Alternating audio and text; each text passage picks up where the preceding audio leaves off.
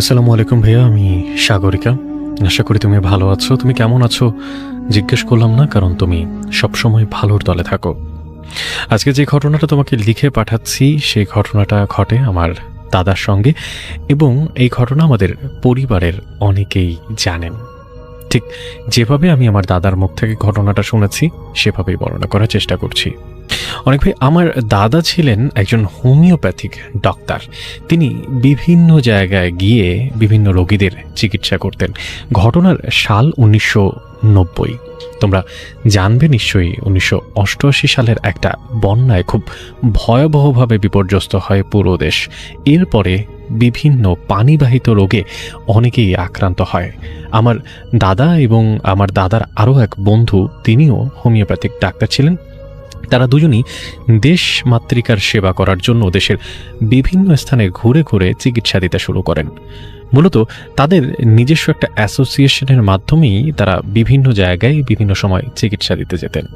ঘটনা 1990 সালের কোনো এক মাসে ঠিক একটা জায়গা থেকে আমার দাদা চিকিৎসা দিয়ে ফিরছিলেন। আমি জায়গাটার নাম এবং তার সঙ্গে জড়িত জায়গাগুলোর নাম সঙ্গতবত কারণেই বলছি না, তবে এতটুকু বলতে পারি ধূপবট ঘাট থেকে নীলগঞ্জর মাঝামাঝি জায়গায় ঘটেছিল এই ঘটনা। অনেক ভাই, সেই সময় এখনকার মতো যাতায়াত ব্যবস্থা না থাকার কারণে আমার দাদাদের চলাফেরা করতে বেশ অনেক সময় লেগে যেত। বিশেষ করে এক জায়গা থেকে আরেক জায়গায় যেতে অনেক লম্বা সময় চলে যেত। যেদিন ঘটনা ঘটে সেদিন আমার দাদা রাত 10টার দিকে তিনি ফিরছিলেন তার কর্মস্থল থেকে বাড়ির দিকে, এবং বাড়িতে আসার জন্য সেই সময় একটা ফেরি পার হতে হতো। ফেরিটার নাম বলছি না, তবে ধূপবট ঘাট নামের ঘাটে ঠিক ফেরিটা ভিড়ত। এখন আর সেই ফেরি সেখানে নেই। যাই হোক, সেখান থেকে নেমে আমাদের বাড়ি পর্যন্ত আসতে সময় লাগতো প্রায় ঘন্টা খানেকের মতো। যদিও সেই ঘাট থেকে আমাদের বাড়ি খুব একটা বেশি দূরে ছিল না। অনেক ভাই, আগেই বলেছি এই সময়ের মতো যাতায়াত ব্যবস্থা সেই সময় ছিল না। রাস্তা ছিল বেশ ভাঙাচোরা, আর পাশাপাশি সেই সময় এই সমস্ত গ্রামের রাস্তা দিয়ে চলতো ভ্যান গাড়ি কিংবা পায়ে ঠেলা বেশ কিছু আলাদা যানবাহন। অনেক ভাই, সেদিন রাতের বেলা আমার দাদার ফিরতে ফিরতে প্রায় রাত 10টা বেজে যায়। ফেরিঘাটের ঠিক পাশে যখন তিনি দাঁড়িয়ে আছেন কোনো একটা গাড়ির উদ্দেশ্যে, তখন তিনি দেখতে পান ঠিক তার উল্টো পাশে একটা ছোট খুপড়ি ঘরের মতো, এবং তার পাশে একটা বুড়ির মতো কিছু একটা হাঁটু গেড়ে বসে আছে। প্রথম দিকে আমার দাদা সেদিকে একদমই লক্ষ্য করছিলেন না। এই রাস্তা দিয়ে আমার দাদার অনেক বছর ধরে চলাফেরার অভ্যেস ছিল, তাই তিনি প্রায় সবাইকেই বা সব কিছুকেই কিছুটা চেনেন। অনেকবার একটু বলে রাখা ভালো, আমার দাদা বেশ অনেকটা জার্নি করে তারপরে ফিরেছিলেন এবং অনেক ক্লান্ত ছিলেন। তিনি চিন্তা করছিলেন যদি সম্ভব হয় আশেপাশের কোনো বাড়িতে আজকে রাতটা থেকে গিয়ে তারপরে বাড়ির উদ্দেশ্যে যাবে, তাহলে বেশ ভালো হয়। অনেক ভাই বলে রাখা ভালো, আর সেই সময় রাত 10টা মানে অনেক রাত। এখনকার ঠিক রাত 1টা কি 2টা, সেই সময়ে রাত 10টার সমতুল্য ছিল। এই 7-5 ভাবতে ভাবতে আমার দাদা এগিয়ে যান সেই বুড়িটার উদ্দেশ্যে, এবং তার সঙ্গে কথা বলেই আসলে আমার দাদা একটা সমাধান করতে চাচ্ছিল সমস্যার। তিনি যেই বুড়িটার কাছে গিয়ে পৌঁছালেন, তিনি ভালো করে খেয়াল করে দেখলেন প্রায় আধ মরা একজন বুড়ি, ঠিক হিন্দু বুড়ি বোঝা যাচ্ছে। হাতে শাখাবালা নেই, হাতে পুরো শরীরে থান পরা, মাথা গুজে তিনি বসে আছে দুই পায়ের ঠিক মাঝখানে। এত খারাপভাবে তার হাত পা শুকিয়ে গেছে, মনে হচ্ছে অনেক বছর ধরে সে কিছুই খায়নি। আমার দাদা প্রথমে মা বলে তাকে ডাক দেয়, এরপরে আরও 2-4 বার ডাক দেওয়ার পরে তিনি মাথা ঘুরে ওপরের দিকে তাকান। ঠিক মাথা ঘুরে ওপরের দিকে তাকাতেই আমার দাদা তখন বেশ ভয় পেয়ে যায়। মনে হচ্ছিল চোখগুলো তার গর্তে ঢুকে গেছে এবং তার পুরো মুখ ঠিক চামড়ার সাথে লেগে আছে। মনে হচ্ছে যেন সে অনেক দিন আগেই মারা গেছে। এখন তার সারা শরীরে পচনের রেখা দেখা দিচ্ছে। আমার দাদা যেহেতু হোমিওপ্যাথিক ডাক্তার ছিলেন, তাই তিনি এটাকে রোগ মনে করলেন এবং তিনি রোগীদের সেবা করতে পছন্দ করতেন বিধায় তিনি এখানে ঘৃণা বোধ করলেন না, বরঞ্চ তিনি আবারও জিজ্ঞেস করলেন যে, মা আপনি কি এই বাড়িতে থাকেন? আমাকে একটু জানাবেন, আমি বেশ বড্ড বিপদে পড়ে গেছি। এত রাতে আমার যাওয়ার তেমন কোনো জায়গা নেই, আর কোনো গাড়িও দেখতে পাচ্ছি না। যদি আপনি আমাকে আশেপাশে কোনো বাড়ির সন্ধান বলতেন, তাহলে আমি সেখানে কি আজকে রাতটা পার করতে পারতাম, কিন্তু সেটা হয়নি। এরপরে যেটা ঘটে তার জন্য আমি একদম প্রস্তুত ছিলাম না। আমি যেটা দেখতে পেলাম তার জন্য আমার দাদা তার জন্য একদম প্রস্তুত ছিলেন না। তিনি যেটা দেখতে পেলেন সেটা হচ্ছে একটু একটু একটু তারপরে তিনি যেটা দেখতে পেলেন যে সেখানে বেশ খারাপ একটা গন্ধর তিনি অস্তিত্ব পেতে লাগলেন এবং তিনি ভাবছিলেন যে এই মুহূর্তে আসলে তিনি কি করবেন। তখন তিনি একটা সিদ্ধান্ত নিলেন যে না, যে কোনোভাবেই হোক অন্ততপক্ষে এইখানে তার থাকা যাবে না, তার এখান থেকে চলে যেতে হবে।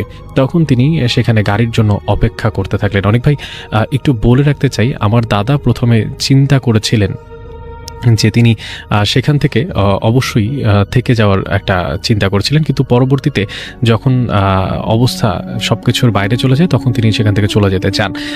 তিনি অনেকক্ষণ দাঁড়িয়ে থাকার পরে কিছু দূরে তিনি একটা ভ্যান গাড়িকে এসে দাঁড়াতে দেখলেন এবং তিনি মনে সাহস খুঁজে পেয়ে তিনি সেদিকে এগিয়ে গেলেন এবং সেখানে গিয়ে একটা ভ্যানওয়ালাকে তিনি দেখতে পেয়ে তার মনে হলো যে এবার বোধহয় তার কিছু একটা ব্যবস্থা হবে। ভ্যানওয়ালার সাথে তিনি কথা বলতে লাগলেন এবং এক পর্যায়ে ভ্যানওয়ালা তার নির্ধারিত গন্তব্যে অর্থাৎ নীলুগঞ্জে তাকে নিয়ে যেতে রাজিও হলো। কিন্তু উদ্ভট বিষয় হচ্ছে এই, ভ্যানওয়ালা কোনো কথা না বলে আমার দাদাকে নিয়ে ঠিক সেই বুড়ির সামনে আসলেন। এরপরে সে নেমে সে বুড়িকে সেই ভ্যানে তুললেন। এরপরে তিনি ঠিক আবারও যাত্রা শুরু করলেন। বুড়ি ঠিক ভ্যানের মাঝখানে হাঁটু গেড়ে তখনও বসেছিল। মনে হচ্ছিল আর চোখে সে চারপাশে কিছুটা দেখার চেষ্টা করছে। অনেক ভাই, এতটুকু পর্যন্ত হলেও সব কিছু ঠিক থাকতো। আমার দাদা তখনও ভয় পায়নি। হুট করে বুড়ি কোনো একটা আজব ভাষায় কিছু একটা বলে উঠলেন। আমার দাদা প্রথমে খেয়াল করলেন না, কিন্তু চারপাশ শুনশান নীরবতা হওয়ার কারণে তিনি আবারও সেদিকে ভালো করে কান দিয়ে শোনার চেষ্টা করলেন। তিনি বুঝতে পারলেন কোনো এক অচেনা ভাষায় বুড়ি কিছু একটা বলছে, বিড়বিড় করে কিছু একটা পড়ছে। তখন আমার দাদা সাহস করে সে ভ্যানওয়ালাকে জিজ্ঞেস করলেন যে মাকে নিয়ে কোথায় যাচ্ছেন। তখন ভ্যানওয়ালা তার দিকে তাকিয়ে বললেন যে তিনি একজন অসুস্থ মানুষ এবং তাকে তার নিয়ে যাওয়ার কথা ছিল তার বাড়িতে, তাই তিনি তাকে নিয়ে যাচ্ছেন। এরপরে ভ্যানওয়ালা আবারও তার ভ্যান চালাতে মনস্থির করলেন, কিন্তু আমার দাদার মনের মধ্যে কেমন যেন একটা খটকা লাগা শুরু হলো। প্রথম বিষয় হচ্ছে, এত রাতে এইখানে একজন বৃদ্ধ নারী কেন থাকবেন প্রথম, আর দ্বিতীয়, ভ্যানওয়ালাই বা যদি তাকে নিয়ে যাওয়ার উদ্দেশ্যই হতো তাহলে সেখানে না এসে কারো দূরে গিয়ে দাঁড়ালো। এই সব কিছু সাত পাঁচ ভাবতেই হুট করেই ঠিক সামনে আরও একজন ভদ্রলোককে হাত দিয়ে ডাকতে দেখা গেল। তখন আমার দাদা বেশ ভয় পেয়ে গেলেন। একটু বর্ণনা দিয়ে রাখা প্রয়োজন। সামনে যিনি হাত দিয়ে ডাকছিলেন তাকে দেখতে কিছুটা বাউল ঘরানার মনে হচ্ছিল।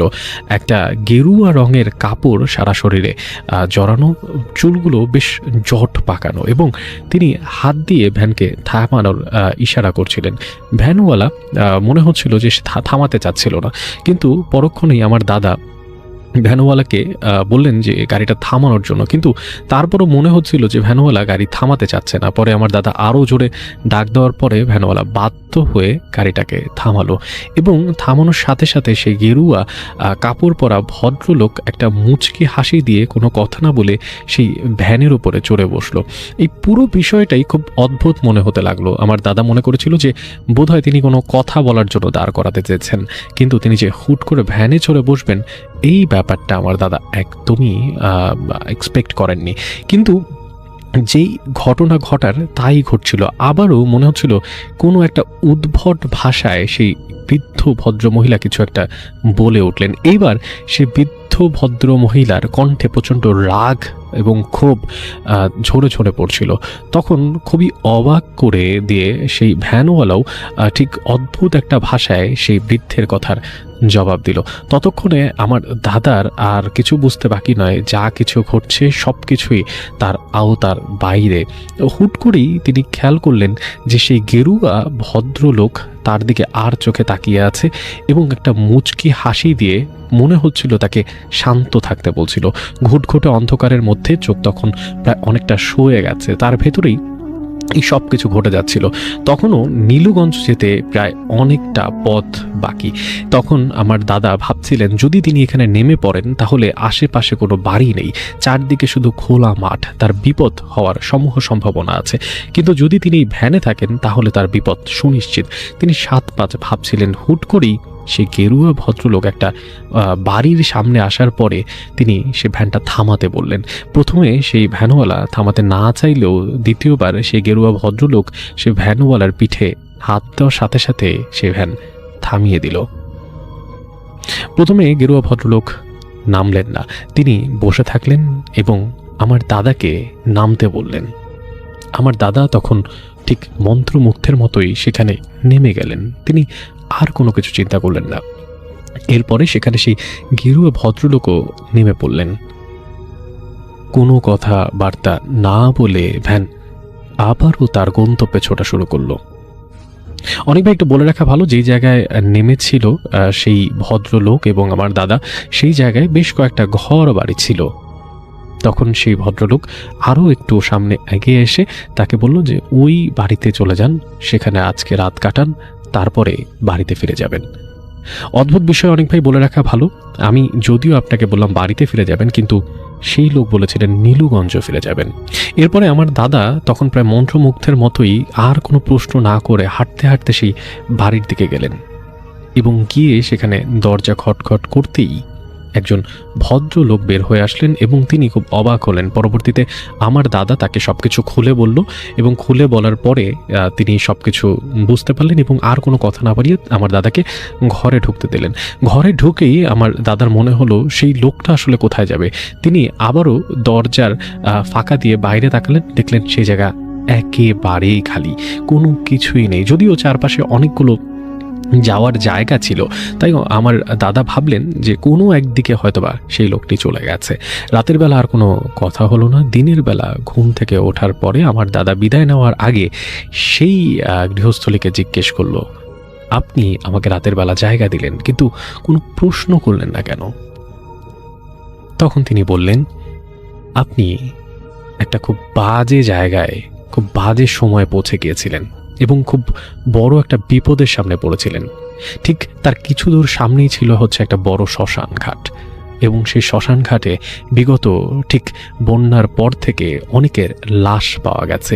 সেই লাশগুলো বন্যার লাশ ভাবলেও প্রথম দিকে, পরবর্তীতে বোঝা যেত কোনো একটা উদ্ভট কারণে সেখানে মানুষের অর্ধগলিত লাশ পানিতে অনেকদিন পরে ভেসে উঠত এবং কয়েকদিন যাওয়ার পরে এলাকাবাসী বুঝতে পারে যে ঠিক পথিকদেরই এই ধরনের সমস্যা ঘটে এবং এর আগেও তার বাড়িতে 2-4 জন এরকম আশ্রয় নিয়েছে এবং প্রত্যেকেই গেরুয়া পোশাক পরা একজন ভদ্র লোকের কথা বর্ণনা করেছেন, কিন্তু সেই এলাকায় কখনোই সেই লোককে কখনোই দেখা যায়নি।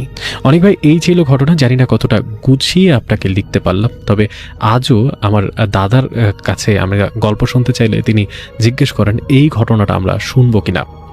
আমার দাদা বিশ্বাস করেন যে সে গেরুয়া ভদ্রলোকটা তাকে আসলে রক্ষা করেছিলেন এবং সে বৃদ্ধ নারী এবং ভ্যানওয়ালা নিশ্চয়ই তার সঙ্গে খুব বাজে কিছু ঘটনা ঘটাতে পারতেন এবং আমার দাদার এটাও বিশ্বাস যে তারা 3 জনের কেউই মানুষ নয়, তারা 3 জনের কেউই এই পৃথিবীর কেউ নন।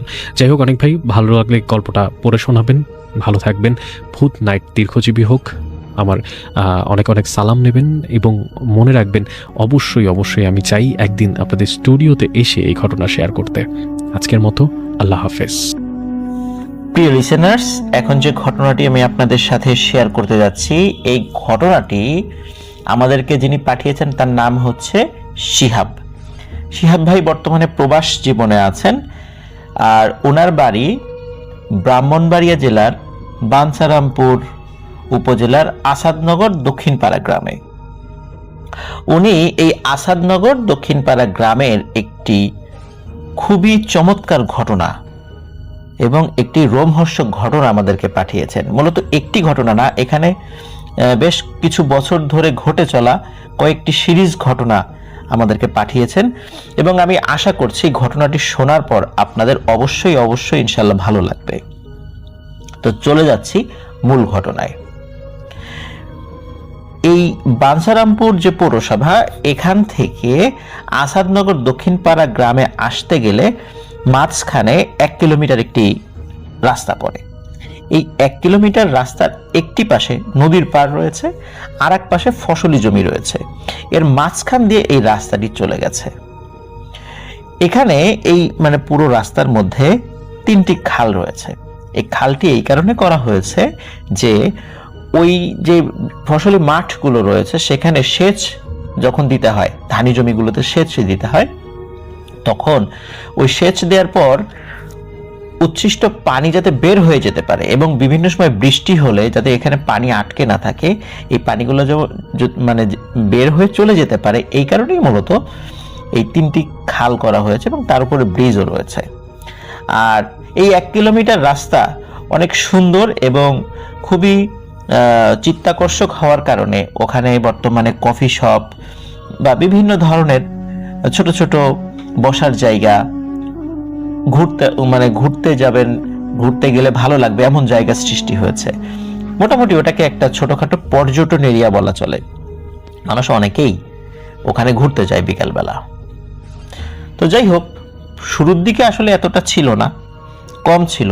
এখন আশেপাশে সরকারের বিভিন্ন প্রজেক্ট হচ্ছে, তো যার কারণে ওই জায়গা এবং ওর আশেপাশের জায়গাগুলো বেশ উন্নত হচ্ছে।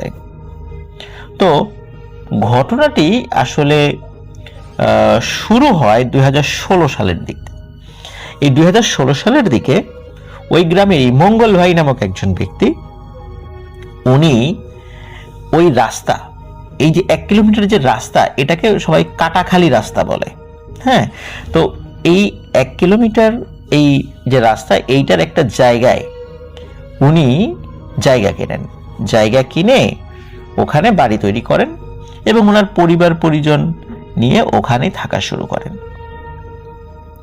তো উনি যেহেতু ওই কৃষিকাজ করতেন, তো উনি প্রায়শই কৃষিকাজ করার জন্য, ওনার ছেলে ছিল একটা 12-13 বছর বয়সের, তার নাম হচ্ছে ইমন। ইমনকে সাথে নিয়ে যেতেন। তো ইমন খুব দুরন্ত ছিল, বেশ চঞ্চল প্রকৃতির ছিল, খুব দৌড়ঝাঁপ করত, গাছে উঠত। তো স্বাভাবিকভাবেই এই বয়সের গ্রামের ছেলেরা যেমনটা হয় আর কি। আমরা শহরের লোকদের যারা থাকি, শহরের আমাদের 12-13 বছর বয়সী বাচ্চা কাচ্চাদের তো শুধু মোবাইলে গেমস খেলা, কম্পিউটারে গেমস খেলা, এগুলো ছাড়া আসলে কোনো কাজ নেই।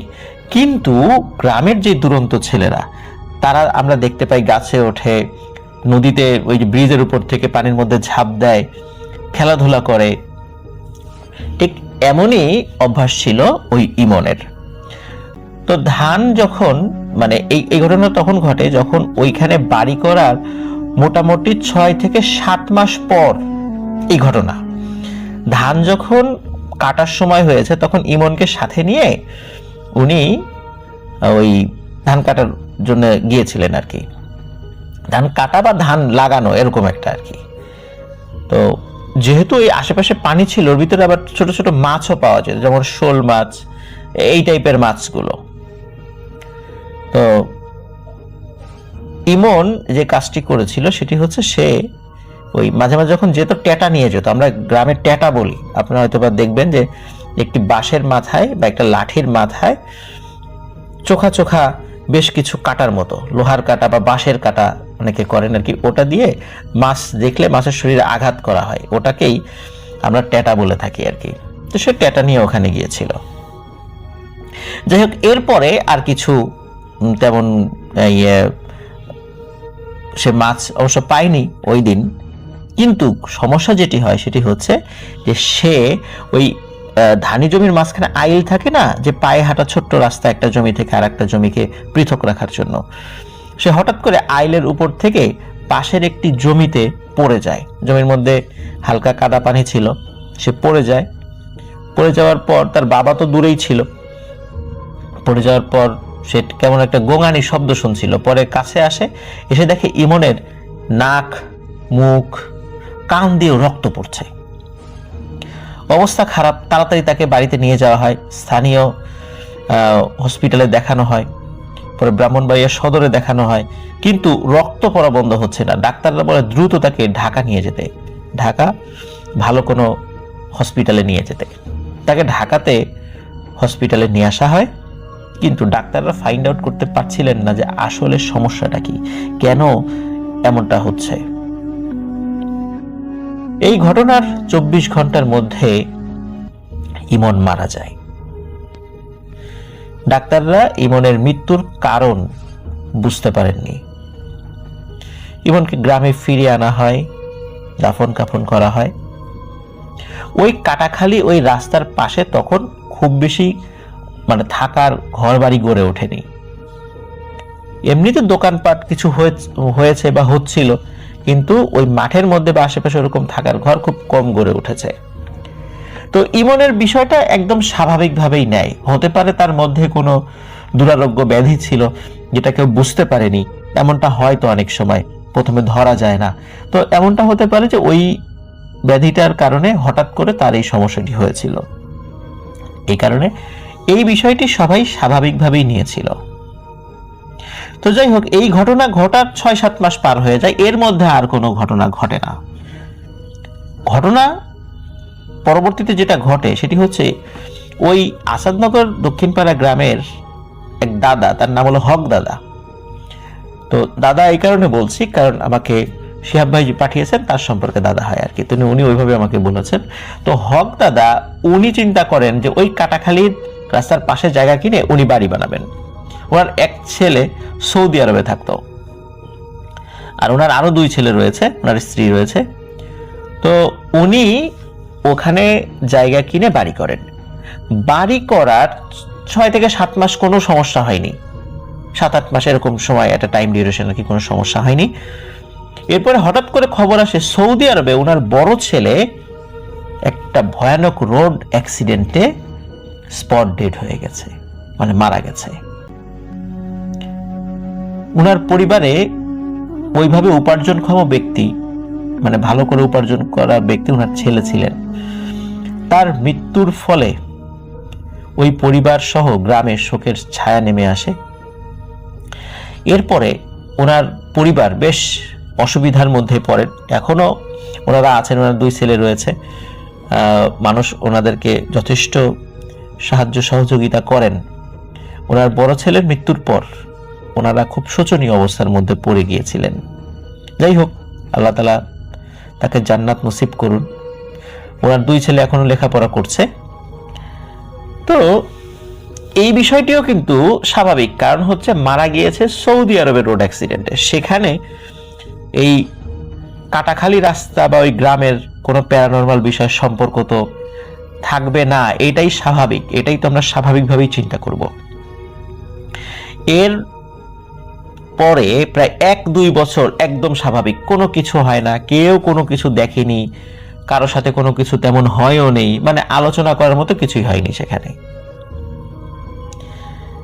তো এই ঘটনার বছরখানেক পর মীরবাড়ি, এই যে আমাদের আসাদ ভাই, উনি তো এই বংশের আর কি। তো ওই মীরবাড়ির যিনি প্রধান ছিলেন, ওনার যে দাদা ছিলেন, তো ওনার দাদা উনি চিন্তা করেন যে এই কাটাখালী রাস্তার কাছে জায়গা কিনে উনি বাড়ি বানাবেন। যেহেতু আগে ওই মঙ্গল ভাই উনি গেছেন, তারপরে আরেকজন গিয়েছিলেন, এখন উনি চিন্তা করেছেন যে জায়গাটা ভালো উন্নত হচ্ছে, তো এইখানে একটা বাড়ি করি। তো উনি ওই কাটাখালীর ওই রাস্তার পাশে একটা জায়গা কিনে উনিও বাড়ি করেন। বাড়ি করা অল্প কিছুদিনের মধ্যে এই দাদার বড় ছেলে, তার নাম হচ্ছে বাদল কাকা। তো এই বাদল কাকা উনি সৌদি আরবে ছিলেন, উনিও ভয়ানক এক রোড অ্যাক্সিডেন্টে মৃত্যুবরণ করেন। তো এটি খুবই দুঃখজনক একটি ব্যাপার, কারণ ওখানে যেই বাড়ি করছে সেই কোনো ঝামেলায় পড়ছে, কিন্তু আসলে এই বিষয়গুলো কারো মাথায় আসেইনি যে ওখানে বাড়ি করার কারণে তাদের সাথে ঝামেলা হচ্ছে। আর পরবর্তীতে আরো কিছু লোকজন ওখানে এসে বাড়ি করে, কিন্তু দেখা যায় তাদের কেউ কেউ মারা না গেলেও ওই পরিবারগুলোতে বিভিন্ন অসুখ বিসুখ, বিভিন্ন ঝামেলা একটার পর একটা লেগেই রয়েছে, কিন্তু এগুলো খুব স্বাভাবিকভাবেই সবাই নিচ্ছিল। এর মধ্যে আরো একটি ঘটনা ঘটে, যেই ঘটনার প্রেক্ষাপটে এই জায়গা সম্পর্কিত মূল তথ্য উন্মোচিত হয়। সেটি হচ্ছে ওই গ্রামের একজন ভাই, নাম হচ্ছে আলাউদ্দিন, উনি একজন মুক্তিযোদ্ধার সন্তান। তো উনি বর্ষাকালে, ওই যে বলেছি যে ওইখানে যে খালগুলো রয়েছে, ওই বর্ষাকালে ওইদিকে একটু পানি জমে, তো ওখানে জাল পাতা যায়। তো উনি বর্ষাকালে বিভিন্ন জায়গায় জাল পাততেন, এবং দিনের বিভিন্ন সময় ওনার একটা নৌকা ছিল, একদম নতুন নৌকা উনি কিনেছিলেন। ওই নৌকা নিয়ে দিন রাতের বিভিন্ন সময় উনি দেখতেন যে জালে মাছ উঠেছে কিনা। তো উনি দিনের বেলা মাছ সংগ্রহ করার পর রাত 12টার দিকে ওনার নৌকা নিয়ে উনি একা একাই গিয়েছেন, যে এখন যে মাছগুলো পড়বে এগুলো আমি খাবো, এই চিন্তা করে আর কি, ওটার বিক্রি টিক্রি করবে না। তো উনি যখন মাছ নিয়ে মানে জালটা চেক করার জন্য, মাছ ধরেছে কিনা বা পড়েছে কিনা এটা দেখার জন্য উনি যাচ্ছিলেন। তো উনি ওই কাটাখালী, প্রথমেই তো বলেছি যে কাটাখালী রাস্তায় 3টা ব্রিজ রয়েছে, মানে 3টা খাল রয়েছে, প্রত্যেকটা খালের উপরে ব্রিজ রয়েছে। তো ওখানে উনি প্রথম ব্রিজ থেকে যখন দ্বিতীয় ব্রিজের কাছে গিয়েছেন, মানে প্রথম খাল থেকে দ্বিতীয় খালের কাছে ওই নৌকা বাইতে বাইতে গিয়েছেন, হঠাৎ করে দেখেন যে ওই ব্রিজের উপরে একটা মানুষ, হাতে একটি হারিকেন এবং মাথাটা কালো একটা কাপড়ে ঢাকা মনে হচ্ছে দূর থেকে। এখন গ্রামের মানুষ একজন মানুষকে এত রাত্রে দাঁড়িয়ে থাকতে দেখে স্বাভাবিকভাবেই তো জিজ্ঞাসা করবে যে এই কে, ওখানে বাড়ি কোথায়, নাম কি। এটা তো স্বাভাবিক, গ্রামে জিজ্ঞেস করে, আমরা তো শহরেও এটা জিজ্ঞাসা করি। তো আলাউদ্দিন ভাই ওনাকে জিজ্ঞেস করে, এই ওখানে কে, কোনো কথা বলে না। তো কয়েকবার জিজ্ঞেস করার পর যখন কথা বলে না, তখন চিন্তা করে কি ব্যাপার, এতবার ডাক দিলাম কথা বলে না, দেখি তো উপরে যাই তো কে। তো উনি যখন নৌকাটি থামিয়ে ওই রাস্তার উপর দিকে উঠেছে, মানে ব্রিজের উপর উঠেছে, তখন উনি দেখেন যে ওই যে হারিকেন হাতে নেওয়া ওই লোকটি উনি ঘুরে হাঁটা ধরেছে অন্যদিকে। তখন উনি চিন্তা করেছে কি ব্যাপারে, কি চোর টোর কিছু নাকি, জাল বা মাছ চুরি করতে আসছে কিনা, দেখি তো আমাদের গ্রামের কিনা। তো উনি বলতে চাই, থামো থামো, কে, দাঁড়াও। তো উনি হেঁটেই যাচ্ছে, একটা পর্যায়ে আলাউদ্দিন ভাই উনি দৌড় শুরু করেন পেছনে পেছনে, কিন্তু ওই লোক হেঁটে যাচ্ছে আর আলাউদ্দিন ভাই দৌড়াচ্ছে, কিন্তু কোনোভাবেই ওই লোকের কাছে যেতে পারে না। হঠাৎ করে দেখে ওই কাটাখালী রাস্তার পাশে একটা মাঠের মতো রয়েছে, ওই লোকটি ওই মাঠের মধ্যে নেমে চলে গিয়ে আর তাকে দেখা যাচ্ছে না, তার হাতের হারিকেনের আলো আর দেখা যাচ্ছে না, কারণ আলো তো অনেক দূর থেকে দেখা যায়, সেটা দেখা যাচ্ছে না। তো উনি বিষয়টা মানে বেশ মানে অস্বাভাবিকভাবে নিয়েছেন যে কি ব্যাপার, এটা কে, এরকম হঠাৎ করে হারিয়ে গেল। তো উনি ফেরত এসে আবার নৌকায় ওঠেন। নৌকা নিয়ে যখন মোটামুটি একটু, ওই সময় তো ওটা তো নদী না, মানে ওই সময় বর্ষাকালে পানি ওঠে, ওই জায়গায় পানি হয়ে যায় আর কি। যখন ওই মানে মোটামুটি মিডিলে চলে আসছেন, ওই পুরো রাস্তার 1 কিলোমিটার রাস্তাতে মিডিলে যখন চলে আসছেন, হঠাৎ করে দেখেন নতুন নৌকা, মানে ওর মধ্যে পানি উঠতেছে এবং নৌকাটি ডুবে যাচ্ছে। তো উনি কিছুতেই বুঝতে পারছেন না যে পানি যে ঢুকছে, পানি ঢোকার উৎসটা কোথায়। তো উনি কিছুতে এটা ধরতে পারছেন না। উনি অনেক চেষ্টা করছিলেন নৌকা মানে যাতে না ডুবে, তো উনি সেটা আর সেভ করতে পারলেন না, নৌকাটি ডুবে গেল। ওখানে তো আর খুব বেশি পানি ছিল না, ডুবলেও সমস্যা নেই, কিন্তু নৌকাটি ওখানে ডুবে যায়। তো উনি ওই অবস্থায় নৌকাটি রেখে আবার উপরে চলে আসেন, বাড়িতে চলে আসেন। ওনার বাড়িতে চলে আসার পরে উনি কিন্তু ভয় পাননি কোনো বিষয়ে, যে ওই লোককে দেখে উনি ভয় পেয়েছেন, নৌকা ডুবে যাচ্ছে ভয় পেয়েছে, বিষয়টা এরকম না। কিন্তু উনি কারণ মানে ওনার কাছে রহস্যময় মনে হয় যে কি ব্যাপার। কিন্তু ওই রাতের পর থেকে ওনার জ্বর আসে, মারাত্মক জ্বর, টানা বেশ কয়েকদিন উনি জ্বরে ভুগেছেন।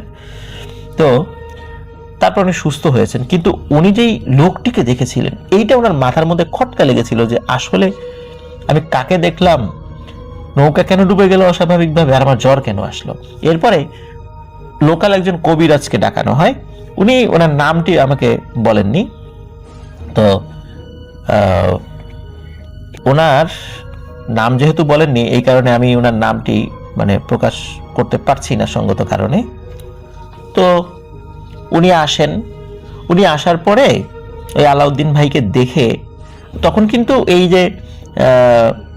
যে শিহাব ভাই, হ্যাঁ, যে শিহাব ভাই যিনি এই ঘটনা আমাদেরকে পাঠিয়েছেন আর কি, তো ওই জায়গাতে ওই কবিরাজের ওইখানে উনিও ছিলেন, এবং গ্রামের আরো কয়েকজন উঠতি বয়সী ছেলে পেলে, তারপরে বেশ আর কয়েকজন মুরব্বী, খুব বেশি লোক ছিল না, 10-12 জন লোক সেখানে ছিল। তো কবিরাজ ওনার কাছে এবার জিন ছিল, ওই জিনের মাধ্যমে কিছু তথ্য উনি পান। সেই জিন এসে কবিরাজকে বলে যে কাটাখালি এই রাস্তার পাশে ভয়ানক এক জিন থাকে, ওই জিনের মাথা 7টি, অসীম তার ক্ষমতা, আসলে কারো ক্ষমতা অসীম না আল্লাহ তাআলা ছাড়া, মানে তার প্রচুর ক্ষমতা রয়েছে আর কি। সে যে কোনো কিছু রূপ ধরতে পারে, যদিও জিনেরা ইচ্ছাধারী জীব, সে যে কোনো সময় অনেক কিছুর রূপই ধরতে পারে, কিন্তু ওই জিনটি রূপ ধরার বিষয়ে একটা স্পেশালাইজড একটা ক্ষমতা ছিল, এবং বলেছি তার চেহারা ভয়ঙ্কর এবং তার মাথা 7টি, এবং মাঝে মধ্যেই নাকি সে 7 মাথার সাপের রূপ ধরত। তো এইরকম তথ্যগুলো ওই কবিরাজের সাথে থাকা জিন কবিরাজকে বলে, এই কবিরাজ এই জিনগুলো মানে এই জিনের মাধ্যমে এই জিনের তথ্যগুলো মানে সবাইকে বলে। তখন কবিরাজ বলে যে ইমন নামে যে ছেলেটি মারা গিয়েছে, এর মৃত্যুর পেছনে এই জিনটি দায়ী। কারণ হচ্ছে ইমনের হাতে ট্যাটা ছিল, ওর বাবা যখন খেতে কাজ করছিল সে তখন চিন্তা করলো দেখি মাছ টাছ পাই কিনা। তো সে ট্যাটা নিয়ে যখন বের হয়েছে তখন সে ওই অল্প পানির মধ্যে বড় একটি গজার মাছ দেখতে পায়। তো সে তার বাবাকে ডাক দেয় না, যেহেতু মাছ দেখতে পায় মাছটি চলে যেতে পারে। সে কোনো ধরনের কোনো চিন্তা ভাবনা না করেই ওই গজার মাছে আঘাত করে। আঘাত করার সাথে সাথে ওই গজার মাছটি আর সে দেখতে পায় না, কিন্তু ওই গজার মাছটি ছিল মূলত ওই জিনের ছেলে। আঘাত পেয়ে সে মারা না গেলেও সে তার বাবার কাছে গিয়ে নালিশ করে, যার প্রেক্ষাপটে সাথে সাথে ইমিডিয়েট অ্যাকশন হিসাবে ওই জিন ইমনকে ক্ষতি করে, যার ফলে ইমন মারা যায়। তখন ওই গ্রামের লোকজন বলে সেটা না হয় বুঝলাম যে ইমন টেটা দিয়ে আঘাত করেছিল, কিন্তু এই যে সৌদি আরবে একটা ছেলে মারা গেল আর কি, হক দাদার ছেলে মারা গেল, তাদের পরিবারের অবস্থা শোচনীয়, ও কি অন্যায় করেছিল, ও তো এখানে আসেনি। তখন কবিরাজ জানায় যে হ্যাঁ ও আসেনি, এটা সত্য, কিন্তু ওনারা এখানে বাড়ি করার ফলে ওনারা লাইট টাইট জ্বালাতো, এই আলোতে তাদের খুব অসুবিধা হতো, যার কারণে সে সৌদি আরবে গিয়ে ওই ছেলেকে রোড অ্যাক্সিডেন্টের মাধ্যমে হত্যা করেছে। তো কবিরাজ একথাও বলে যে এই জিনগুলো সে পিশাচ এবং খুব শক্তিধর জিন, এবং সে তার পরিবার নিয়ে সেখানে বসবাস করলেও সে সে বহু বছর ধরে, শত শত বছর ধরে এখানে বসবাস করছে, কিন্তু কখনো কাউকে ভয়ও দেখায়নি, কাউকে কোনো ক্ষতিও করেনি। কিন্তু মানুষ যখন তার এলাকার মধ্যে বসবাস শুরু করেছে, তার যাতায়াতের পথে, তার দৈনন্দিন জীবনযাপনে বাধা সৃষ্টি করেছে, বিরক্তির কারণ হচ্ছে, যার ফলে সে খুব ক্ষিপ্ত হয়েছে। আর ইমনকে তো মারতো না যদি না সে আঘাত না করত, আর যেহেতু প্রতিনিয়ত এখানে ঘরবাড়ি হচ্ছেই, যার কারণে সে এই ধরনের প্যানিক সৃষ্টি করছে। তো এরপরে মীর বাড়ির এই শিহাব ভাইদের যে পরিবার আর কি, সেখানে যে একজন ওনার বড় কাকা বাদল কাকা, উনি সৌদি আরবে মারা গিয়েছেন। কবিরাজ জানান যে একই কারণে, ঠিক যেমন হক দাদার ছেলেকে মেরে ফেলেছে, একই কারণে একই বিষয় নিয়ে তাকেও হত্যা করা হয়েছে। কারণ তারা যখন রাত্রেবেলা লাইট জ্বালায় এবং আসা যাওয়া করে ওদিক দিয়ে, তো এদের অসুবিধা হয়, বাচ্চাদের খেলাধুলায় ডিস্টার্ব হয়, ওই জিনের বাচ্চাদের খেলাধুলায় ডিস্টার্ব হয়, তাদের দৈনন্দিন জীবনযাপনে ডিস্টার্ব হয়। যাই হোক, এই ঘটনার সমাধান কি? এখন সমাধান হলো ওই কবিরাজ ওই জিনদের মাধ্যম দিয়ে ওই 7 মাথা ওই জিনের সাথে কন্ট্যাক্ট করে। ওই জিন এখান থেকে যেতে রাজি হয় না, কারণ হচ্ছে যে এখানে বহু বছর ধরে তারা বসবাস করছে, তারা এখান থেকে যাবে না, মানুষই এখান থেকে সরে চলে যাক। কিন্তু কবিরাজ তাদেরকে বুঝায় যে আসলে জনসংখ্যা বাড়ছে, এইভাবে তো মানুষকে বিরত রাখা যাবে না, মানুষ আসবেই। তারপর সরকারি প্রজেক্ট হচ্ছে আস্তে আস্তে, এখান দিয়েও তো সরকার বিভিন্ন ধরনের অবকাঠামো নির্মাণ করতে পারে, সুতরাং তুমি এখান থেকে চলে যাও, অন্য কোনো জায়গায় চলে যাও। তো সে বলে যে ঠিক আছে, আমি চলে যাব। 3টা মহিষ এবং 2টো খাসি, এখানে যে একটা মাঠ রয়েছে, যেই মাঠের মধ্যে ওই যে আলাউদ্দিন ভাই যেখানে একজন মানুষকে সে হেঁটে চলে যেতে দেখেছিল আর কি, মাঠের মধ্যে গিয়ে ওদের বলে যে ওই মাঠের মধ্যে 3টা মহিষ এবং 2টো খাসি রেখে আসতে হবে। তাহলে আমরা চলে যাব না, আমরা আশেপাশেই থাকবো, কিন্তু কারোর সামনে আসবো না এবং কাউকে কোনো ক্ষতিও করব না। কিন্তু সমস্যা যেটা হলো যে এই 3টা মহিষ এবং 2টো খাসি, এটির টাকা কে দেবে? কারণ হলো ওই গ্রামে খুব অল্প সংখ্যক মানুষ বসবাস করত, এতগুলো জিনিস কিনে দেওয়ার মতো ক্ষমতা আসলে তাদের ছিল না। এখন অনেকেই তো সেই গ্রামে বসবাস করে না, এখন তারা বলছে আমরা কেন টাকা দেবো, আমাদের সাথে তো এই ঘটনা ঘটেনি। এই ধরনের টানাপোড়েনে আসলে এই 3টা মহিষ এবং 2টো খাসি দেয়া হয়নি। কবিরাজের কথা বলে সে ওখান থেকে চলে গিয়েছিল। তো এই ঘটনার মোটামুটি মাসখানেক পর আরেকটি ঘটনা ঘটে। সেটি হচ্ছে যে শুরুতেই বলেছি যে ওখানে ওই কাটাখালী রাস্তার আশেপাশে এখন বেশ দোকানপাট গড়ে উঠেছে, অনেক মানুষ সেখানে ঘুরতে যায়। তো ওখানে নাগরদোলা, আমরা তো নাগরদোলা দেখেছি যে গ্রামে কিন্তু বিভিন্ন জায়গায় নাগরদোলা বসায়। এই নাগরদোলার ব্যবসায়ী আছে এক ধরনের আলাদা, ওরা এই নাগরদোলা নিয়ে এক জায়গা থেকে আরেক জায়গায় যায়। তো ওইখানে ওই কাটাখালী ওই যে মাঠের কথা বললাম, ওই মাঠে ওই নাগরদোলা নিয়ে তারা আসে এবং ওখানে ছোট ছোট ঝুপড়ি ঘর, ওই যে আমরা দেখেছি বেদে সম্প্রদায়রা যেভাবে ওই যে ছোট ছোট ঘর তৈরি করে না, যেহেতু ওনারা টেম্পোরারি থাকেন, এই কারণে নাগরদোলার সাথে যারা এসেছেন তারা ওইভাবে ঘর তৈরি করে ওখানে নাগরদোলা নিয়ে আসেন। তো শুরুর দিকে ভালোই চলছিল, 5 থেকে 6 দিন পর একটি সমস্যার উদ্রেক হয়। ওনারা যখন রাত্রে ঘুমাতেন, গভীর রাতে ওই মাঠের মধ্যে থেকে কান্নার আওয়াজ শোনা যেত। প্রথম দিকে ওনারা বুঝতে পারেনি, পরে প্রতিদিন এই কান্নার আওয়াজ তীব্র থেকে তীব্রতর হচ্ছিল সাউন্ডটা। তো তারা এক রাতে বের হয় যে কি ব্যাপার, কান্নাকাটি করে কি এত জোরে। হ্যাঁ, তো ওনারা বের হয়ে যখন ওই মাঠ থেকে আরেকটু ভেতরের দিকে যান, মানে কান্নার উৎসটা মনে হচ্ছিল আরেকটু অন্ধকারের দিকে, আরো ভেতরের দিকে, মানে মানে মাঠের ভেতরের দিকে আর কি, রাস্তার সাইডে না, মানে আরো ভেতরের দিকে। ওখানে গিয়ে ওনারা দেখতে পান, দেখে মারাত্মক ভয় পান। দেখেন দানব আকৃতির একটি হাতি সেখানে, মানে বিশাল আকৃতির হাতি, মানে এত বড় হাতি সাধারণত হয়ই না, স্বাভাবিক হাতির থেকে 10-12 গুণ বড় হাতি, এবং কান্নার আওয়াজটি ওই হাতির কাছ থেকেই আসছিল। যখনই এই দৃশ্য দেখে তখন তারা পরিমরি করে ওখান থেকে দৌড়, মানে কে কোথায় গিয়েছে হুটোপুটি করে দৌড় দিয়ে এটা কেউ বলতে পারে না, প্রচন্ড ভয় পান ওনারা। যাই হোক, পরের দিন ওনাদের যে মালিক, এই মালিককে জানায়, মানে নাগরদোলার যে মেইন যে মালিক আর কি, তাকে জানা যে এই ব্যাপার, আমরা এই জিনিস দেখেছি, আমরা এখানে থাকবো না। তখন মালিক বলে যে না, এখানে তুমি থাকো, কিছু না, হয়তো ভুল দেখেছো, এরকম টুকটাক ভয়ের ঘটনা যেখানে আশেপাশে কেউ থাকে না রাতের বেলা, এটা ঘটতেই পারে, তোমরা থাকো। এই ঘটনার 3 থেকে 4 দিন পর মালিকের বড় ভাই কোনো কারণ ছাড়াই মারা যায়, হঠাৎ করে মারা যায়। তো এই বিষয়টিও স্বাভাবিকভাবে নিয়েছিল, কিন্তু মালিকের বড় ভাইয়ের মৃত্যুর পর তার আর এক ভাই, মানে বড় ভাইয়ের মৃত্যুর 5 থেকে 6 দিন পর তার আর এক ভাইও কোনো কারণ ছাড়া মারা যায়। যখন 2 ভাইয়ের মৃত্যু হয় তখন বিষয়টি আর স্বাভাবিকভাবে তারা নেয় না। মালিকের 2 ভাইয়ের মৃত্যুর খবর যখন ওই নাগরদোলার সাথে যারা এসেছিল তাদের মাধ্যম দিয়ে গ্রামে ছড়িয়ে পড়ে, তখন গ্রামের লোকজন তো বলে যে তোমাদের মালিকের এই 2 ভাইয়ের মৃত্যু স্বাভাবিক না, কারণ আমাদের এখানে এরকম মারা গেছে, ওই সৌদি আরবে 2 জন মারা গেছে, তারপর এরকম ইমন নামে একটা ছেলে মারা গেছে, তো এটা স্বাভাবিক না।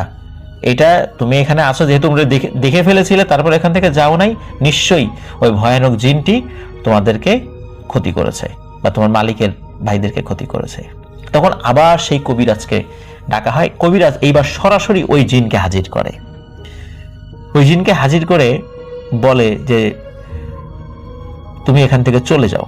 তখন জিন বলে যে না, তোমরা এখান থেকে চলে যাও, আমি তো তোমাদেরকে ডিস্টার্ব করতে যাই নাই, আমি তো তোমাদেরকে কখনো ভয় দেখাই নাই।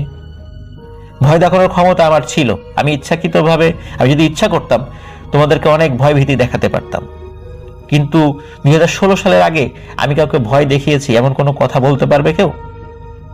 তখন তো সবাই বলে যে না, আগে তো এরকম কোনো ঘটনা ঘটেনি এখানে।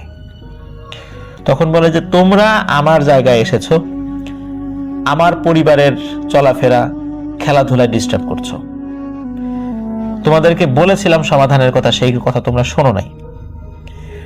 এই নাগরদোলা গ্রুপকে ভয় দেখানোর পরও তারা সেখান থেকে যায় নাই, তাহলে দোষ কি আমার? আমি তো করবই, আমি তো চাইবই যে এখানে কেউ যেন না থাকে। কারো জায়গার মধ্যে যদি একজন চলে আসে, তাহলে সেই জায়গাওয়ালা কি লাঠি নিয়ে তাকে তাড়া করে না, যদি সহজ কথায় না যায়? সুতরাং আমি শক্তিশালী একটি জিন, আমি তো আমার প্রক্রিয়াই অনুসরণ করব। তো জিনের এই ধরনের কথাবার্তা শুনে আসলে মানুষের কিছু ওই জায়গায় বলার নাই, সে লজিক দিয়ে কথা বলল।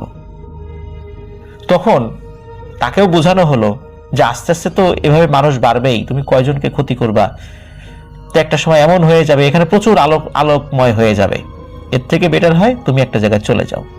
তখন ওই জিনটি কিছুক্ষণ চুপ থেকে কবিরাজকে জানায় যে হ্যাঁ ঠিক আছে, পাশে একটি পুকুর রয়েছে এবং পাশে একটি হিজল গাছ রয়েছে, আমি আমার পরিবার নিয়ে ওখানে চলে যাচ্ছি, কিন্তু ওই জায়গাতে তোমরা কেউ আসবা না এবং আমাকে ডিস্টার্ব করবে না, আমিও কাউকে ডিস্টার্ব করব না। এইভাবে জিনের সাথে একটা চুক্তি হয়ে যায় গ্রামবাসীর, এবং এই চুক্তি হওয়ার পরে গ্রামবাসীর কাছে ওই জিন দাবি করে এক দামে লাল গরু কিনতে হবে এবং এই লাল গরু জবাই করে খিচুড়ি রান্না করে ওই হিজল গাছের নিচে রেখে আসতে হবে। গ্রামবাসী সেটাই করেন। এরপর থেকে এখন পর্যন্ত ওখানে কোনো ভয়ের ঘটনা ঘটেনি। মানে কেউ মারা যাবে, টুকটাক ঘটনা তো এমনি স্বাভাবিকভাবে বিভিন্ন জায়গায় ঘটে, ভয়ের ঘটনা ঘটে, কিন্তু ওরকম মেজর কোনো ঘটনা ঘটেনি। তো আমাকে শিহাব ভাই বলেছেন যে আপনারা কেউ এই ঘটনার সত্যতা যাচাই করতে চাইলে সেখানে গিয়ে দেখে আসতে পারেন। ব্রাহ্মণবাড়িয়া জেলার বাঞ্ছারামপুর পৌরসভা থেকে 1 কিলোমিটার যে কাটাখালী রাস্তা, এই রাস্তা দিয়ে যেতে হবে আসাদনগর দক্ষিণপাড়া গ্রাম। সেখানে গেলে এই ঘটনার সত্যতা সম্পর্কে নিশ্চিত হওয়া যাবে। তো প্রিয় লিসেনার্স, আশা করছি ঘটনাটি আপনাদের ভালো লেগেছে।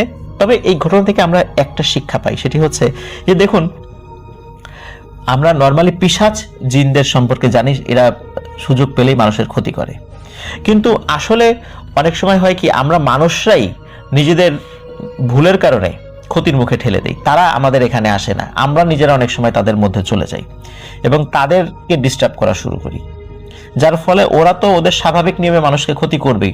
যখন আমরা ওদের এরিয়ার মধ্যে চলে যাই এবং ওদেরকে ডিস্টার্ব করি, যার ফলে ওরা কিন্তু আমাদেরকে ক্ষতি করে। আরো একটি বিষয় হচ্ছে যে আমরা অনেক সময় জায়গা কিনি, জায়গা কেনার ক্ষেত্রে আশেপাশের পরিবেশ সম্পর্কে আমরা শুধু চিন্তা করি জায়গার দলিল ঠিক আছে কিনা। হ্যাঁ, এটা ঠিক যে এটা দেখতে হবে, অবশ্যই দেখতে হবে, কারণ একটা মানুষ এত টাকা দিয়ে জমি কিনবে, সে কি দেখবে না?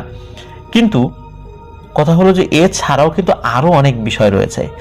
টাকা দিয়ে যদি জমি কিনি, জমির যদি কোনো সমস্যা থাকে আমার টাকাটা যাবে, কিন্তু ওই জমিতে যদি কোনো প্যারানর্মাল সমস্যা থাকে বা আশেপাশের সমস্যা থাকে, তাহলে আমার জীবন চলে যাবে। এই জন্য আমি সবাইকে পরামর্শ দিব, আপনারা যখন কোথাও জায়গা কিনবেন, ঘর কিনবেন, অবশ্যই জমির দলিল যাচাই বাছাই করার সাথে সাথে এই বিষয়গুলো মাথায় রাখবেন।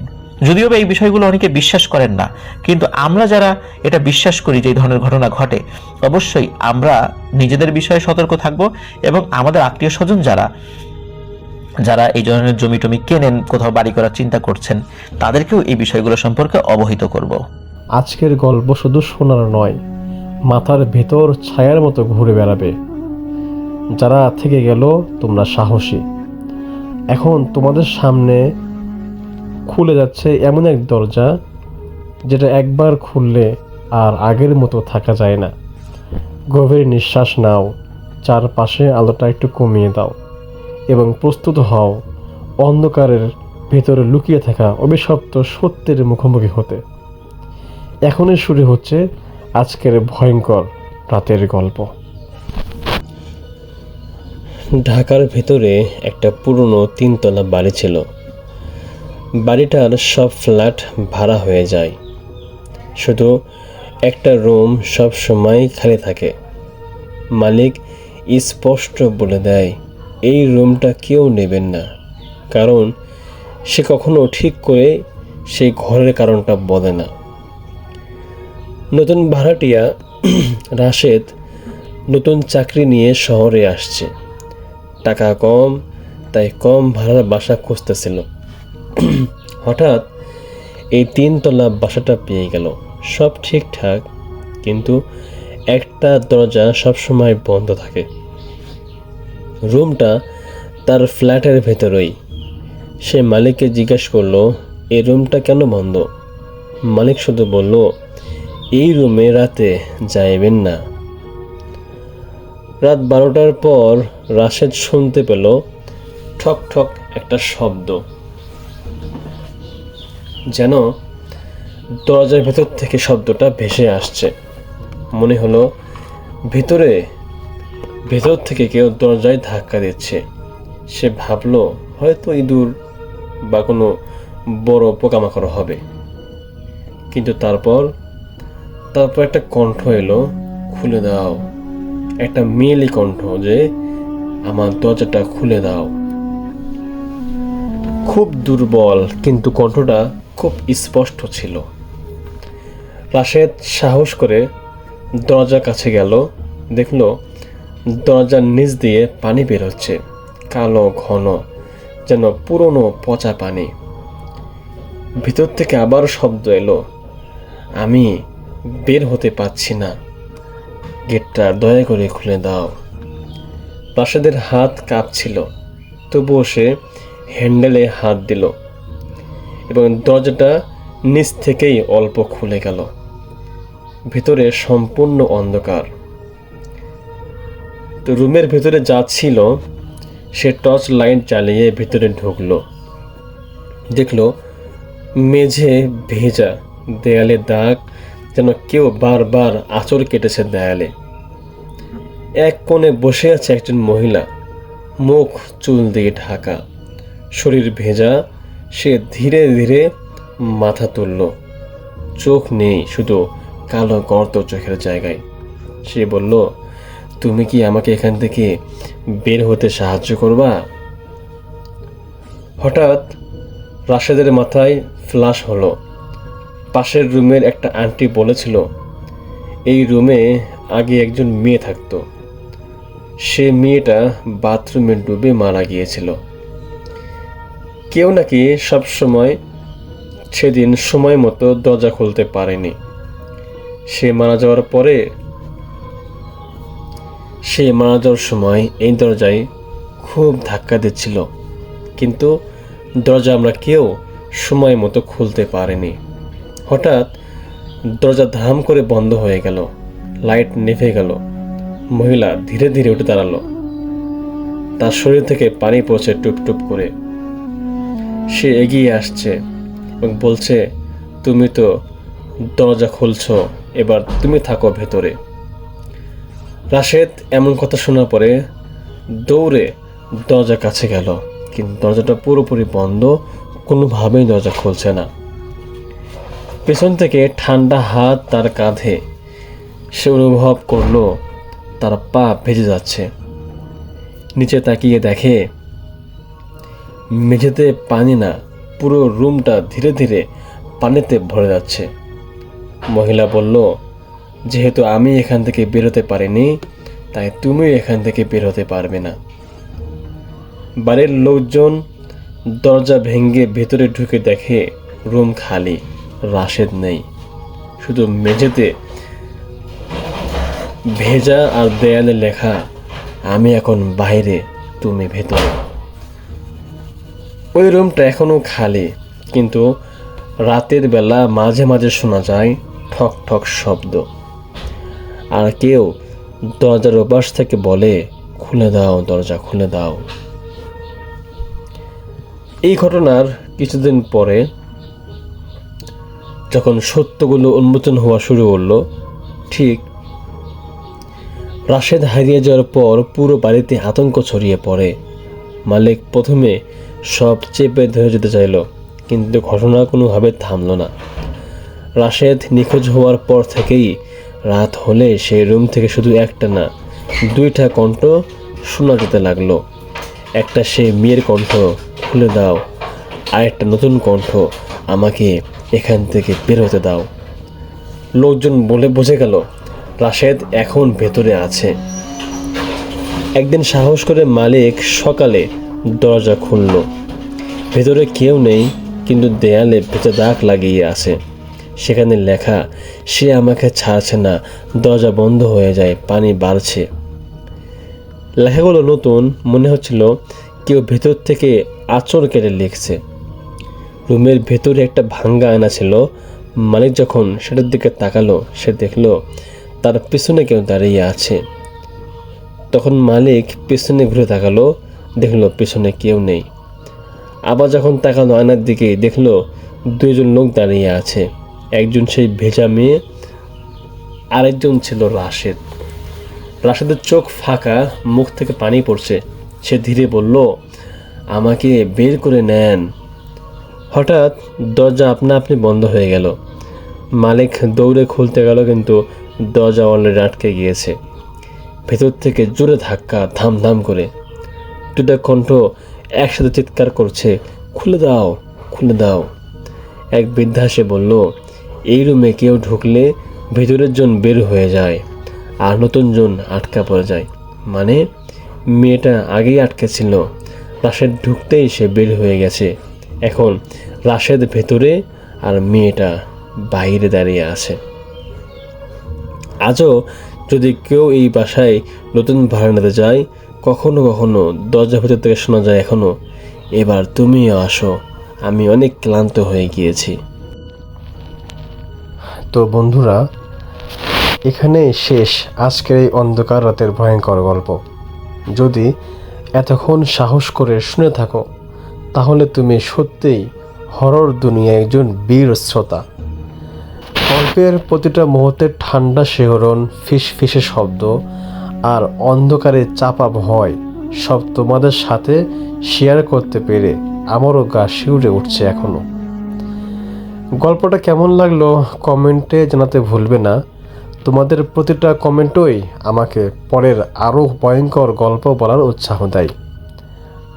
আর হ্যাঁ, চ্যানেলটা যদি এখনও সাবস্ক্রাইব করে না থাকো, তাহলে এখনই সাবস্ক্রাইব করে দাও, কারণ সামনে আসছে আরও অন্ধকার, আরও রহস্য, আরও পাগল করা ভয়। গল্প মিস করলে কিন্তু পরে আফসোস করবে। আজকের রাত এখানেই শেষ করলাম, কিন্তু অন্ধকার এখানে শেষ নয়। দেখা হবে খুব শীঘ্রই পরের ভয়ঙ্কর গল্পে।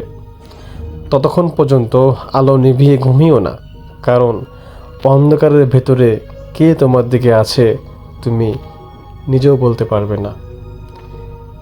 See you in the next horror story. Subscribe and stay in the dark if you dare.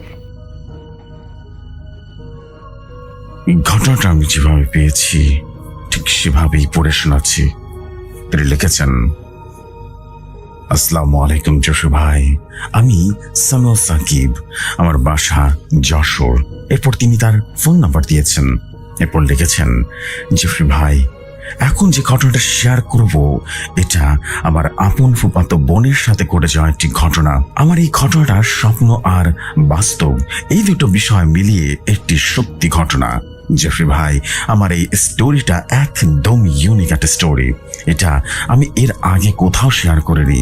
আর আমার ফুফাতো বোনের সাথে ঘটে যাওয়া এই ঘটনাটা আজ থেকে 20 থেকে 25 বছর আগের কথা। আমার ফুফাতো বোনের সাথে এই ঘটনাটা ঘটে তার বিয়ের পরে। জেফরি ভাই, এখন আমার ওই ফুফাতো বোনের 2 ছেলে, কিন্তু যখন আমার ফুফাতো বোনের সাথে এই ঘটনাটা ঘটে তখন আমার ফুফাতো বোনের 1 ছেলে ছিল। আমার ফুফাতো বোনের শ্বশুরবাড়ি গ্রামে ছিল। আর জেফরি ভাই, আমরা সবাই জানি গ্রামের মানুষ সন্ধ্যার পরে রাতের খাবার শেষ করে ঘুমিয়ে যায় আর ফজরের আজানের আগে ঘুম থেকে জেগে যায়। আমার ফুফাতো বোনও এর ব্যতিক্রম ছিলেন না। তিনি প্রতিদিন দুলাভাই সন্ধ্যার পর কাজ থেকে ফিরলে পরিবারের সবাইকে নিয়ে একসাথে রাতের খাবার খেতেন আর আগে আগে ঘুমিয়ে পড়তেন। আর খুব ভোরে ঘুম থেকে উঠে শাশুড়ির সাথে ধান পানের কাজ করতেন। জেফরি ভাই, ফুফাতো বোনের সাথে যখন ঘটনাটা ঘটে তখন আমার ফুফাতো বোনের যে একটা ছেলে ছিল তখন তার বয়স ছিল 4 থেকে 5 মাস। একদিন সন্ধ্যা 7টার দিকে দুলাভাই তার অফিস থেকে বাসায় ফিরলেন আর তারপরে আপু পরিবারের সবাইকে রাতের খাবার খেতে দিলেন। বাসার সবার খাওয়া শেষ হলে তিনি তার ছেলেকে খাওয়ালেন আর তারপরে ছেলেকে খাওয়ানো শেষ করে ঘুমিয়ে পড়েন। আমার ফুফাতো বোন ঘুমানোর পর রাতে একটা স্বপ্ন দেখলেন। আমার ফুফাতো বোনের ঘুমের ভেতরেই স্বপ্ন দেখেন তিনি তার শ্বশুর বাড়ির উঠানে একা দাঁড়িয়ে আছেন। তখন গভীর রাত, তার সামনে পেছনে কেউই নেই আর তার কাছে মনে হলো কেউ যেন তার নাম ধরে ডাকলো আর বলল, তুই তোদের বাড়ির পেছনে পুকুর পাড় আছে না, সেখানে যা।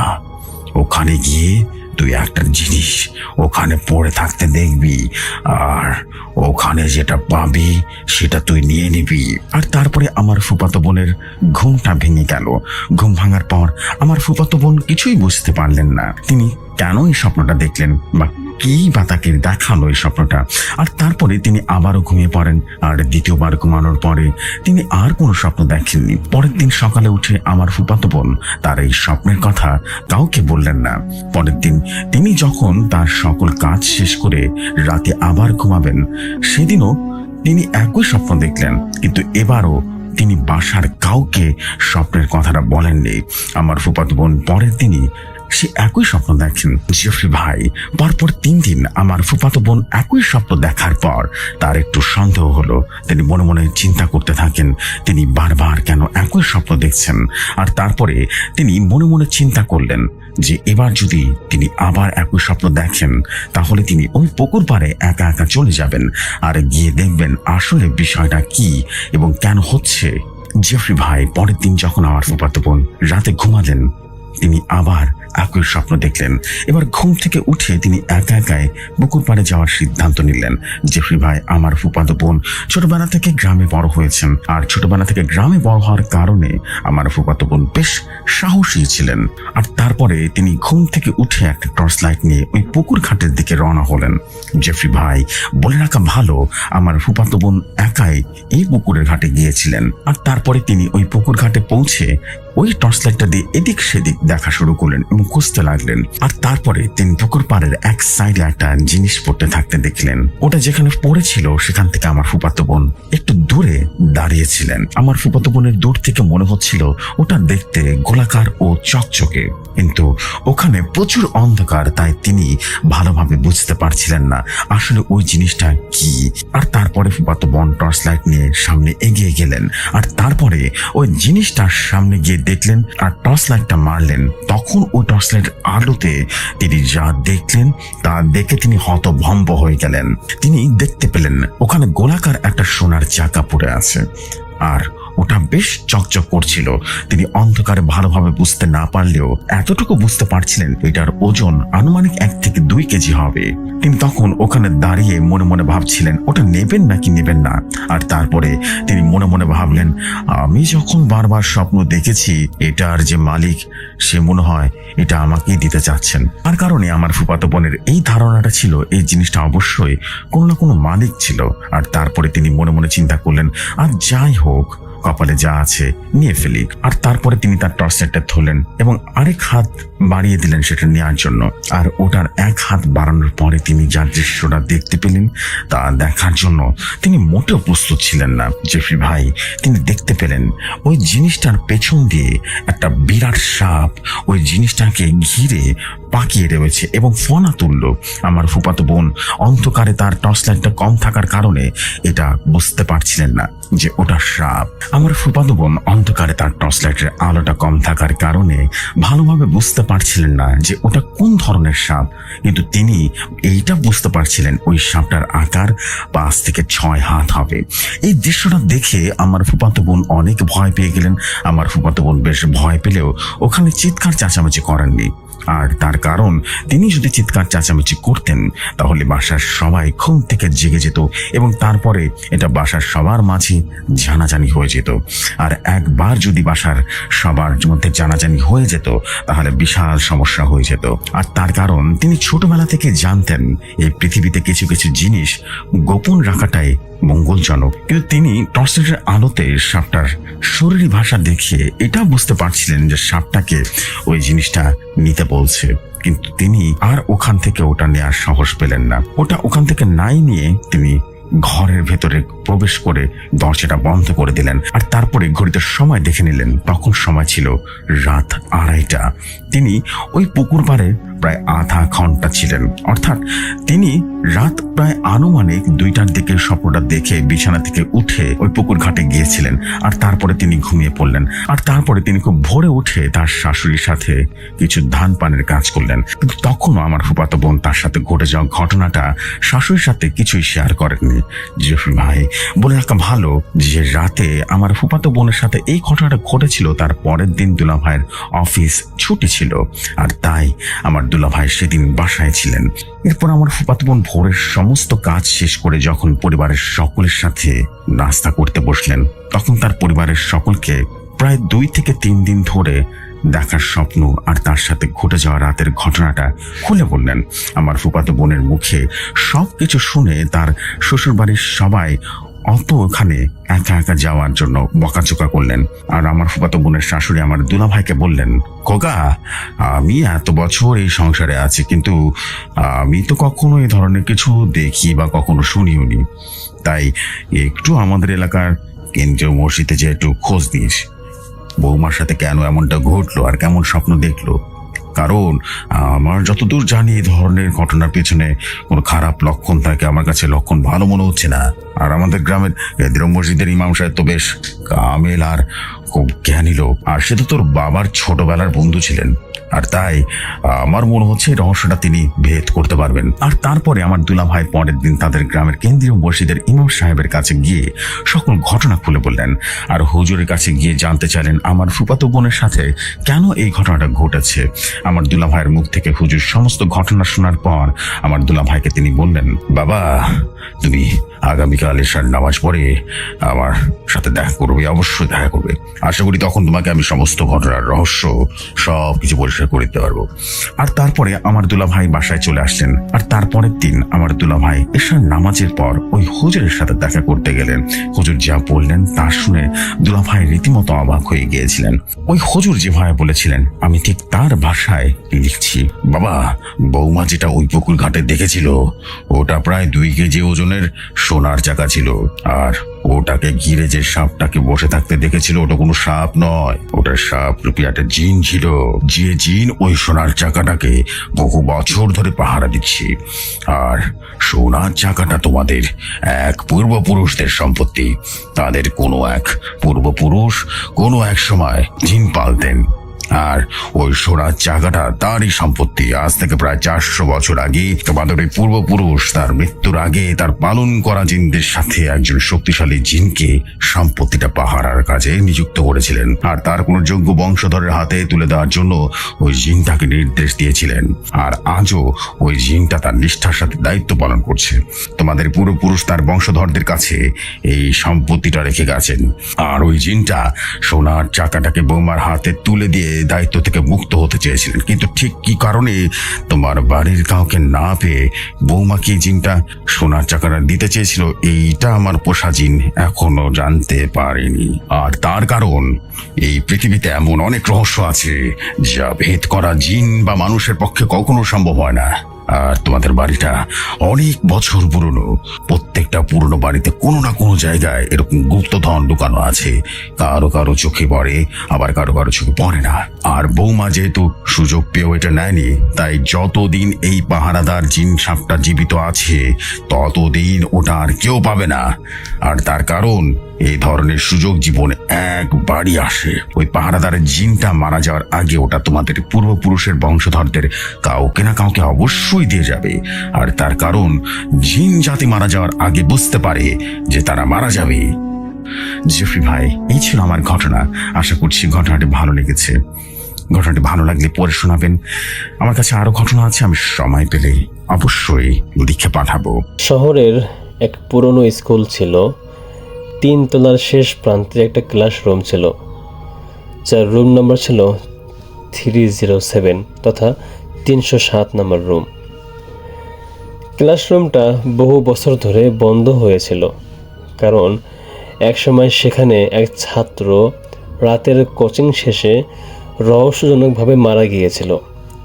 কেউ বলে আত্মহত্যা, আবার কেউ বলে সে একা ছিল না, বরং তাকে মার্ডার করা হয়েছিল। তো এরপর থেকেই 307 নম্বর রুমটা সিল করে দেওয়া হয় যে এখানে নতুন ছাত্রছাত্রীদের যাওয়া আসা থাকা সম্পূর্ণভাবে নিষেধ। কিন্তু নতুন ছাত্র তানভীর এসব গল্পে একদমই বিশ্বাস করত না। রাত তখন 8:30। নতুন চ্যালেঞ্জ। বন্ধুদের সাথে সে তানভীর বাজি ধরল এবং বলল, আমি আজ রাতে 307 নম্বর রুমে ঢুকব। তখন স্কুলে কেউ নেই, গার্ড নিচে ঘুমাচ্ছে। তানভীর চুপচাপ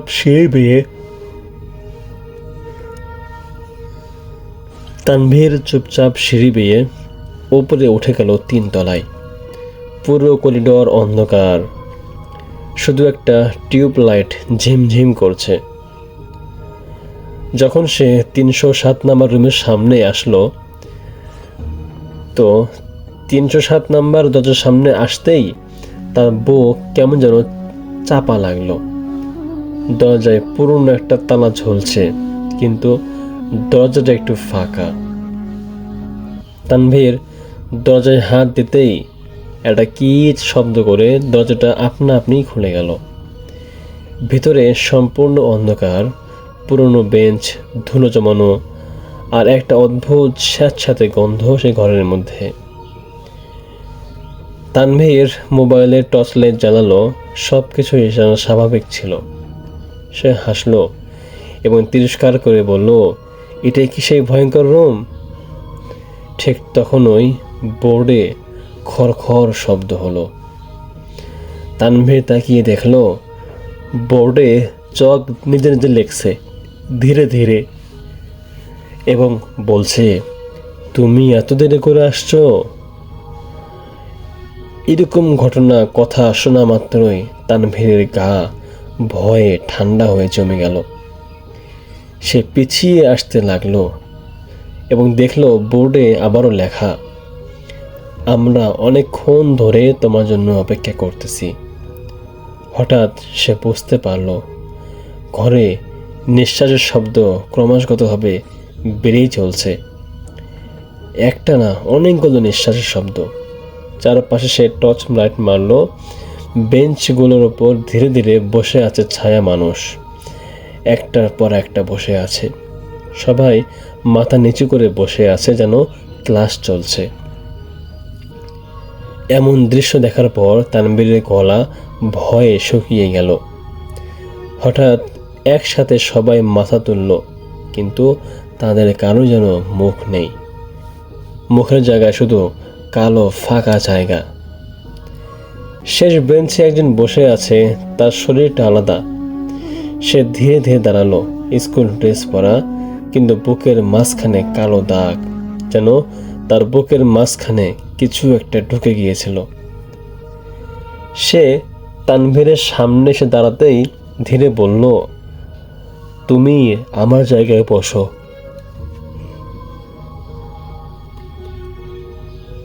তানভীর দৌড়ে দরজার দিকে গেল, কিন্তু দরজা ধাম করে বন্ধ হয়ে গেল। সে খুলতে চেষ্টা করলো, কিন্তু দরজাটা কোনোভাবেই খুলল না। পিছন থেকে সে ছাত্রদের কণ্ঠ, ক্লাস শেষ না হলে এখান থেকে কেউ বের হয় না।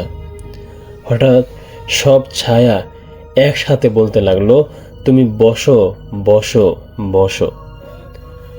তানভীরের পায়ের নিচে মেঝে যেন নরম হয়ে গেল, যেন নিচে ফাঁকা। সে নিচে তাকিয়ে দেখলো মেঝের ভেতরে অনেকগুলো হাত নড়ছে। সবাই উপরে উঠতে চাইছে। একটা হাত বের হয়ে তানভীরের পা ধরে ফেলল। আরেকটা এভাবে হতে হতে তানভীরও নিচে পড়ে গেল। তানভীর চিৎকার করছে, কিন্তু তানভীরের গলার শব্দ দেওয়াল ভেদ করে কোনোভাবেই বাইরে যাচ্ছে না। সব ছায়া উঠে দাঁড়িয়ে তার দিকে এগিয়ে আসছে। সেই মৃত ছাত্র তার কানের কাছে এসে বলল, এখন থেকে তুমি 307 নং রুমের নতুন ছাত্র তানভীর। পরদিন সকালে স্কুল খোলার সময় গার্ড দেখল 307 নম্বর রুমের দরজার তালা ভাঙা। ভিতরে ঢুকে দেখল কেউ নেই, কিন্তু বোর্ডে লেখা, উপস্থিতি একজন নতুন। আর শেষ বেঞ্চের ধুলোয় একটা নতুন হাতের ছাপ। আজও রাতে কেউ যদি 307 নম্বর রুমের সামনে দাঁড়ায়, ভেতর থেকে ফিস ফিস শব্দ আসে যে, তুমি কি আজকে ক্লাসে আসবে? আমরা খুব বিরক্ত হয়ে গেছি পুরাতন ছাত্রীদেরকে নিয়ে। নতুন করে আরও আমার শিক্ষার্থী প্রয়োজন। আমরা একসাথে সবাই ক্লাস করতে চাই। এমন কিছু একটা লেখা ছিল ব্ল্যাকবোর্ডের মধ্যে। তো স্কুল পাহারাদার গার্ড যখন দেখলো এমন লেখা, সে বিস্মিত হয়ে দ্রুত দরজার মধ্যে আরেকটি তালা লাগিয়ে দিয়ে নিচে চলে আসলো। পরে যখন প্রিন্সিপালদের সাথে আলোচনা করলো, তখন প্রিন্সিপাল পরিপূর্ণভাবে সেই রুমটাকে পরিত্যক্ত বলে ঘোষণা করে দিয়েছিল। তো বন্ধুরা, এখানেই শেষ আজকের এই অন্ধকার রাতের ভয়ঙ্কর গল্প। যদি এতক্ষণ সাহস করে শুনে থাকো, তাহলে তুমি সত্যিই হরর দুনিয়ায় একজন বীর শ্রোতা। গল্পের প্রতিটা মুহূর্তের ঠান্ডা শিহরণ, ফিসফিসে শব্দ আর অন্ধকারে চাপা ভয় সব তোমাদের সাথে শেয়ার করতে পেরে আমারও গা শিউরে উঠছে এখনও। গল্পটা কেমন লাগলো কমেন্টে জানাতে ভুলবে না। তোমাদের প্রতিটা কমেন্টই আমাকে পরের আরও ভয়ঙ্কর গল্প বলার উৎসাহ দেয়। আর হ্যাঁ, চ্যানেলটা যদি এখনও সাবস্ক্রাইব করে না থাকো, তাহলে এখনই সাবস্ক্রাইব করে দাও, কারণ সামনে আসছে আরও অন্ধকার, আরও রহস্য, আরও পাগল করা ভয়। গল্প মিস করলে কিন্তু পরে আফসোস করবে। আজকের রাত এখানেই শেষ করলাম, কিন্তু অন্ধকার এখানে শেষ নয়। দেখা হবে খুব শীঘ্রই পরের ভয়ঙ্কর গল্পে। ততক্ষণ পর্যন্ত আলো নিভিয়ে ঘুমিও না, কারণ অন্ধকারের ভেতরে কে তোমার দিকে আছে তুমি নিজেও বলতে পারবে না। See you in the next horror story. Subscribe and stay in the dark if you dare. ধন্যবাদ প্রিয় লিসেনার, আশা করি সবাই ভালো আছেন, সুস্থ আছেন। আমি আজকে যে ঘটনাটি আপনাদেরকে শুনিয়েছি, মানে বাছাই করা ঘটনাগুলো, আশা করি সেই ঘটনাগুলো আপনাদের খুবই খুবই ভালো লেগেছে। আমি চাই যে আপনারা প্রতিনিয়ত আমাদের এই সকল ঘটনাগুলো শুনবেন, এবং আমাদের চ্যানেলে যদি আপনারা নতুন হয়ে থাকেন তাহলে অবশ্যই চ্যানেলটিকে সাবস্ক্রাইব করবেন। এইরকম প্রতিদিন আমি বাছাই করে বিভিন্ন জায়গা থেকে এই স্টোরিগুলো কালেক্ট করে আপনাদের সামনে তুলে ধরি, আপনাদের আনন্দ দেওয়ার জন্য। ভূত এফএম বিলুপ্ত হয়ে গেছে বললেই চলে। আমরা সেই ভূত এফএমকে আবারও আগের মতো করে আবারও আগের জায়গাতে নিয়ে আসার চেষ্টা করছি। আপনারা যদি ভূত এফএম আমাদের সাথে শুনে মজা পান বা আনন্দ পান বা এখান থেকে কোনো কিছু শিক্ষা গ্রহণ করেন, তাহলে অবশ্যই আপনারা সেই ভূত এফএমটি শেয়ার করে দেবেন আপনাদের বন্ধুদের কাছে। আমরা চাই আপনাদের আনন্দ দিতে আমরা চাই আপনাদের সবার ঘটনা এখানে শেয়ার করতে। আপনাদের সাথে ঘটে যাওয়া কোনো ঘটনা যদি থেকে থাকে তাহলে অবশ্যই সেটা আমাদের সাথে শেয়ার করতে ভুলবেন না। আজকের মতো এখানেই বিদায় নিচ্ছি। ভালো থাকবেন, সুস্থ থাকবেন। আসসালামু আলাইকুম।